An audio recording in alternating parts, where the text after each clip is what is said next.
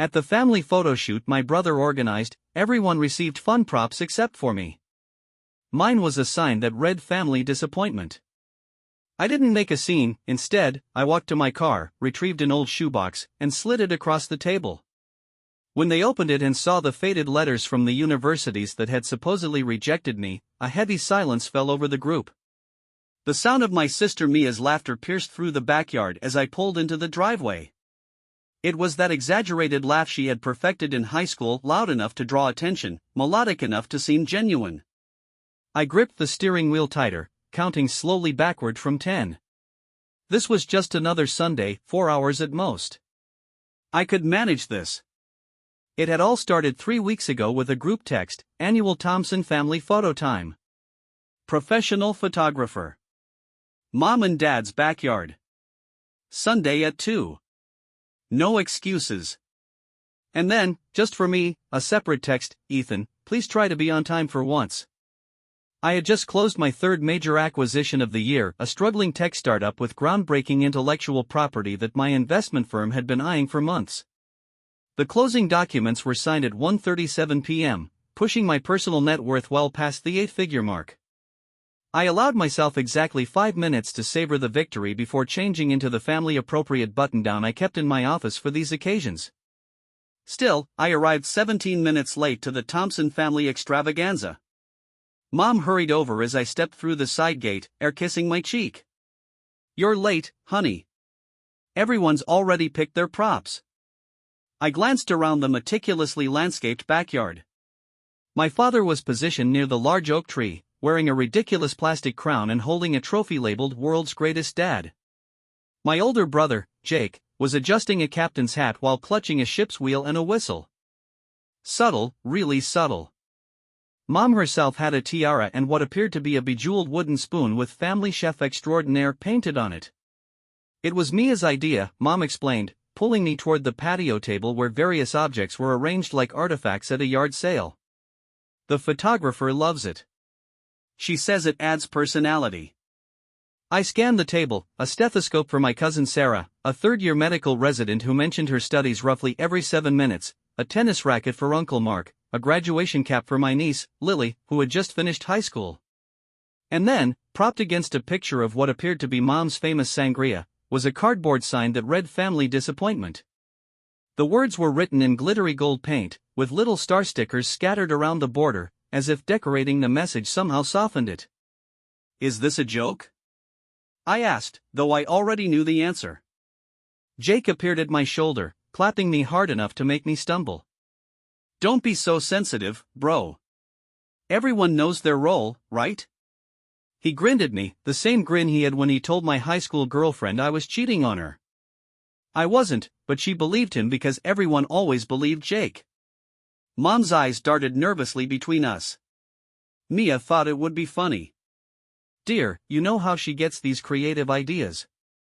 Yes, I knew how Mia got them: oldest daughter, middle child, perpetually seeking validation through elaborate plans that everyone else was required to appreciate. Her creative ideas typically involved some form of public humiliation for me, carefully disguised as good fun. "It's just for the photos, Ethan," Dad called over, adjusting his crown. Nobody takes it seriously. Except they did. That was the thing about my family, the jokes were never just jokes. They were carefully crafted reminders of the hierarchy of my permanent place at the bottom. I was the youngest of 3, the surprise that came 6 years after they thought they were done having children, the mistake they had adjusted to, the afterthought they had accommodated. By the time I came along, the family mythology was already firmly established. Jake was the brilliant one destined for greatness, Mia was the passionate one whose artistic temperament required special handling. And I was the one who needed to try harder. When Jake failed sophomore English, it was because the teacher had it out for him. When I got a B+ in calculus, it was because I wasn't applying myself. When Mia dropped out of 3 colleges in 5 years, she was finding herself. When I chose business instead of law school, I was settling. "Earth to Ethan," Mia snapped her fingers in front of my face. "Are you having one of your moods? We've been planning this for weeks." Really looked at her, my sister at 37, with her carefully highlighted hair and her designer sundress that I was almost certain still had the tag's shortcomings. I have to go, I'm closing an 8-figure deal tomorrow. Disappointing, I know. I walked to my car, ignoring the calls behind me. For the first time in my life, I wasn't waiting for their approval or bracing for their judgment. I was just free. The text started before I even made it back to the highway. Mia, how dare you ruin my event? Mom is crying, and Dad is furious. You always do this, make everything about yourself. Jake, Dad says those letters were from community colleges, not Ivy Leagues. Way to go, drama queen. Call Mom and apologize. Mom, please come back, sweetie. There's been a misunderstanding. We need to talk about this as a family. Dad, this behavior is exactly why we worried about sending you away to school. Call me when you've calmed down. I tossed my phone onto the passenger seat and turned up the radio, letting the classical music wash over me as I drove. I should have felt angry, hurt, betrayed. Instead, I felt oddly peaceful, as if I had finally set down a weight I'd been carrying for so long that I'd forgotten it was there. When I reached my apartment, a penthouse overlooking the city that my family had never visited despite multiple invitations, I poured myself a whiskey and sat at my desk, staring at the acceptance letters I kept copies of. The originals were now scattered across my parents' backyard table, physical proof of a betrayal so profound it had shaped the course of my life. I'd been 17 when I applied to those universities, staying up nights working on essays, studying for the SATs with a determination that surprised even me. I wanted to prove something to myself, to my family, to anyone who'd written me off as the family disappointment before I'd even had a chance to become something else. When the rejections came, or rather, when my parents told me I'd been rejected, I'd been devastated but not surprised. It fit the narrative, Ethan aims too high. Ethan doesn't quite measure up. Ethan should be more realistic. So I went to state, worked full-time while carrying a double major, graduated summa cum laude, and built a life far from my family's expectations or understanding. I dated women they never met, traveled to countries they couldn't locate on a map, and eventually founded an investment firm that now managed over $1 billion in assets. And I'd done it all while dutifully showing up for Sunday dinners, holiday gatherings, and yes, family photo shoots, accepting my designated role as the family disappointment because it seemed easier than fighting it. Until today. My phone rang. It was my assistant, Jennifer. Sorry to bother you on a Sunday, Ethan, but the Wakefield people are getting cold feet. They're asking for another $10 million, or they walk. I swirled the whiskey in my glass. Tell them we'll do $5 million and not a penny more. And Jennifer, schedule a meeting with our foundation team for Wednesday. I have a new project I want to discuss. After hanging up, I opened my laptop and began drafting an email, the kind I'd composed in my head 100 times but never sent. This time was different. This time, I wasn't asking for approval or acknowledgement, I was simply stating facts. Dear family, I won't be attending Sunday dinners or family gatherings for the foreseeable future. I've accepted your assessment of me as a disappointment, and I'm no longer interested in playing that role. To clarify a few points, I am the founder and CEO of Thompson Capital Group. We manage assets of approximately $1.3 billion. My personal net worth exceeds $35 million as of the close of business Friday. I live in the penthouse of the Westerly building downtown. These are not boasts, just facts that might have been nice to share with people who supposedly care about me had they ever shown genuine interest in my life. The letters you hid from me changed the trajectory of my life, but perhaps not in the way you intended. I had to work harder, push further, and rely solely on myself. For that unintentional gift, I should perhaps thank you. I won't be taking calls or responding to messages for a while. I need space to reconsider what family means to me. I stared at the screen for a long time before finally pressing send. Then I blocked their numbers, opened another bottle of whiskey, and for the first time in my adult life, allowed myself to feel the full weight of my family's betrayal. The fallout was both immediate and predictable. Unable to reach me directly, my family began reaching out through every possible channel. Colleagues received LinkedIn messages. Friends I hadn't spoken to in years called to say my parents were looking for me. The doorman at my building reported that a woman matching Mia's description had tried to talk her students whose families are unsupportive of their academic aspirations. Jennifer raised an eyebrow but nodded without comment. I'll let them know. Now please go home and get some sleep. You look terrible. I must have looked worse than I thought because she actually escorted me to my car, watching with folded arms as I got in. Straight home, Ethan. I mean it. The world won't end if you take a night off. But as I drove, I found myself turning not toward my apartment but toward the suburbs, toward the neighborhood where I'd grown up. I told myself I was just driving, clearing my head. I didn't plan to stop. Yet somehow, just past 1 a.m., I found myself parked outside my parents' house, staring at the dark windows and wondering what secrets lay behind them, besides the ones I already knew. A light clicked on in the kitchen. Through the sheer curtains, I could see my father in his bathrobe, getting a glass of water. He looked older than he had at the photo shoot, his shoulders slumped, his movements slow. For a moment, I felt a pang of something like sympathy. Then I remembered the letters, the lies, the years of subtle undermining and not-so-subtle dismissal. I started the car and drove away, not entirely sure what I'd been looking for or whether I'd found it. The Reynolds First Generation Scholarship Foundation was announced 2 weeks later, with an initial endowment of $20 million. Full rides for students whose families couldn't or wouldn't support their education.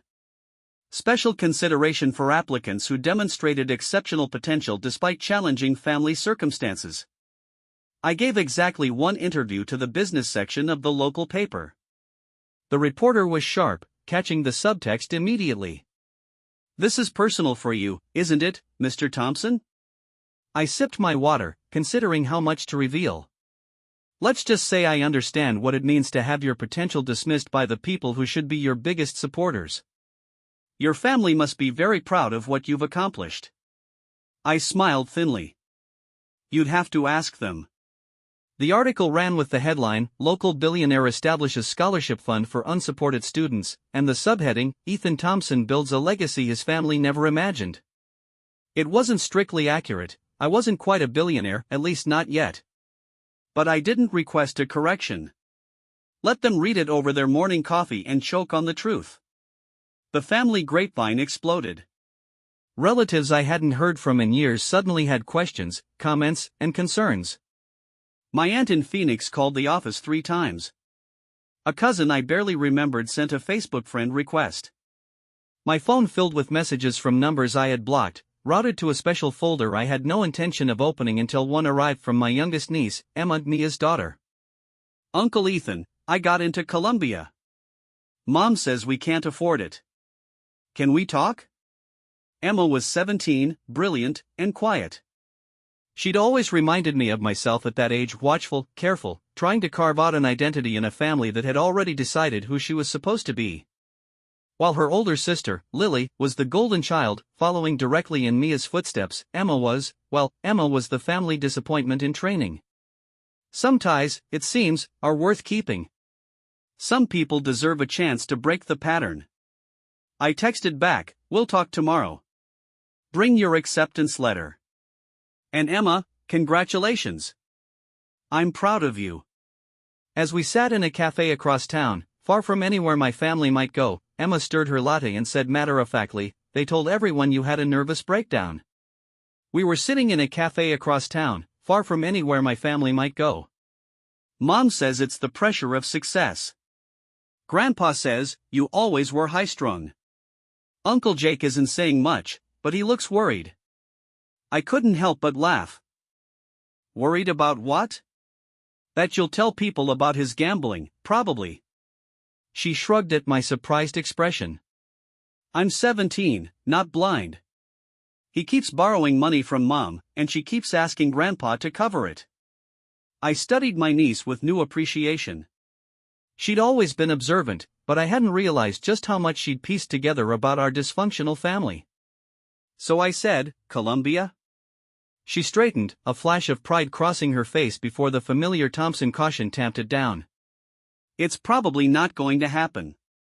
Mom says." "I don't care what your mom says," I interrupted gently. "Show me the letter." She pulled an envelope from her backpack, sliding it across the table with the same gesture I'd used with the shoebox. Inside was the typical congratulatory letter, along with she spoke about her plans, her eyes lighting up. "There's a professor there doing incredible work on early detection of Alzheimer's biomarkers." I emailed her about my senior project, and she actually wrote back, suggesting some approaches I hadn't considered. She caught herself, seeming to remember who she was talking to. "Anyway, it doesn't matter. I can go to state." "It's fine." "It's not fine," I said. "And you're not going to state unless that's genuinely your first choice." She looked at me wearily. "What does that mean?" "It means I'm going to pay for Columbia. Full ride, no strings attached. Housing, books, expenses, everything." She stared, her expression cycling through disbelief, hope, and suspicion. "Why would you do that?" "Because 12 years ago, someone should have done it for me." I held her gaze. "I found out recently that I was accepted to several Ivy League schools with scholarships. Your grandparents had the letters but told me I was rejected." That's horrible," she whispered. "Yes, it was. And I'm not going to let it happen to you. But Mom will never." "Your mother doesn't get a vote," I said firmly. "You're nearly 18. Once you're accepted and the tuition is paid, what exactly can she do?" A slow smile spread across Emma's face, not the practiced, perfect Reynolds smile that Mia had perfected, but something realer, wilder. "She'll be furious." "Probably," I agreed. "Does that bother you?" She considered this, then shook her head. "No. I'm tired of making myself smaller so she won't feel threatened." She reached across the table and squeezed my hand. "Thank you, Uncle Ethan." "You're welcome. And Emma, when you get to Columbia, don't look back. Build your own life. The best revenge is living well. Trust me on that." She nodded, and in that moment, I saw myself in her so clearly it almost hurt. But Emma had something I hadn't had at her age, someone in her corner, someone who knew exactly what she was up against. The family disappointment sign arrived at my office 3 days later, mailed in a plain brown box with no note. I knew immediately who had sent it, Mia's passive-aggressive signature move. I should have thrown it away. Instead, I had it framed. It sits in my office now, behind my desk where clients can't see it, but I always can. Not as a reminder of pain, but as a marker of the day I finally stopped trying to fit into a story they'd written for me, the day I realized that sometimes disappointing the wrong people is exactly the right thing to do. My assistant still forwards me the occasional family update, Mia ranting on social media about toxic family members, Jake filing for bankruptcy, my parents selling their house and downsizing to a condo. I read them, acknowledge them, and then get back to work. I haven't spoken to any of them in over a year. I don't miss the Sunday dinners or the holiday gatherings for the barbed comments disguised as concern. What I do miss sometimes is the possibility of what we could have been, a real family, one that celebrated each other's successes instead of being threatened by them, one that told the truth. But that family never existed, except in my imagination. And the truth, once seen, can't be unseen. Last week, Emma called from her dorm room at Columbia, bubbling over with excitement about a research opportunity in her professor's lab. "I can't believe they picked me," she kept saying. "Me, a freshman." "I can believe it," I told her. "You're brilliant, Emma. Always have been." There was a pause, and when she spoke again, her voice was quieter. "Mom called yesterday. She said I should come home for Thanksgiving, that everyone misses me." "What did you tell her?" "I said I'd think about it." Another pause. "What would you do?" "I considered this carefully. I can't tell you what to do, but I can tell you that you don't owe anyone your presence, especially people who've made you feel like you're not enough." "Yeah," she said slowly. "That's what I thought too." Then, more brightly, "I'm thinking of staying here for Thanksgiving. My roommate's family invited me to join them in the city. They want to show me real New York pizza and take me to the Macy's parade." "Sounds perfect," I said, feeling a warmth that had nothing to do with disappointment and everything to do with watching someone break free. "Take pictures." After we hung up, I sat for a long time looking at the framed family disappointment sign. Then I took it down, carried it to the storage closet, and placed it on a high shelf. Always different, Ethan. Always seeing things the rest of us missed. Jake and Nia, they were like us, ordinary, content with ordinary things. But you? You would look at the stars and wonder how they worked. You'd question everything. We knew if you went to those schools, you'd become someone we couldn't reach anymore. So you decided to hold me back, to make me smaller. My voice rose despite my determination to stay calm. Do you have any idea what you stole from me? We thought we were protecting the family, keeping it whole. He shook his head. We were wrong. So wrong. And now look, you became that person anyway, and we lost you just the same. I opened the envelope. Inside were more acceptance letters, just as he'd said, more evidence of a path not taken, a life unlived. Why tell me this now? I asked. It's been over a year since the photo shoot. Why come here today? I had a heart attack 3 weeks ago, he said simply. Nothing concentrates the mind quite like facing your own mortality. I've been thinking about my legacy, what I'm leaving behind. And I realized I couldn't die with this still between us. I should have felt vindicated or at least satisfied. Instead, I felt hollow. Is this an apology? It's the closest I know how to come to one. He stood slowly, painfully. I don't expect your forgiveness, Ethan. I just wanted you to know that I recognize what we did. What I did. He turned to leave, this man who had once seemed larger than life to me, who now appeared so fragile. Dad, I called after him. He paused at the door. How's Mom managing? Missing you, he hesitated. Missing Emma too. I nodded, not trusting myself to speak. You're doing a good thing for her, he said. Better than we did for you. After he left, I sat for a long time with those additional acceptance letters spread across my desk, tangible proof of all I might have been. But oddly, they didn't hurt as much as I'd expected. Perhaps because I'd built something significant anyway, or perhaps because time had softened the edges of that old pain. That evening, I called Emma. How's Columbia? Amazing, she said immediately. I got an A on my neurochemistry midterm, and Professor Weissman asked if I want to assist with her summer research project. That's fantastic, I said, meaning it. Listen, I had a visit from your grandfather today. Really? The weariness in her voice was achingly familiar. What did he want? To apologize in his way. He mentioned he misses you. She was quiet for a moment. They all say that now, but they still don't really see me. You know, they just miss having someone to control. I know, I said. But people can change, Emma. Sometimes it takes something drastic to make them see what they've done, like a heart attack. She asked shrewdly. Mom mentioned it like I was supposed to come running home. You don't owe them anything, I reminded her.